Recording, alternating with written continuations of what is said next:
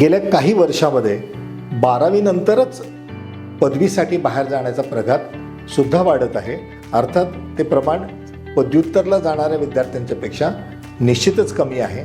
पण माझ्यासारख्या शिक्षणात काम करणाऱ्या माणसाला नक्की असं वाटतं की शिक्षणाची लांबी उगाचच वाढवण्यापेक्षा 12वी नंतरच पदवी शिक्षण आपण परदेशात घेतलं आणि तिथल्या जॉब मार्केटला टॅप केलं तर मास्टर्स किंवा अजून काही क्वालिफिकेशन्स मिळवण्याची काही आवश्यकता नाही आहे. कारण आपण इथे डिग्री घेऊन तिथे मास्टर्स केल्यानंतर जो जॉब आपण प्राप्त करणार असतो तोच जॉब हा 12वी नंतरच्या 3 किंवा 4 वर्षाच्या डिग्रीनंतर आपल्याला सहज उपलब्ध असतो.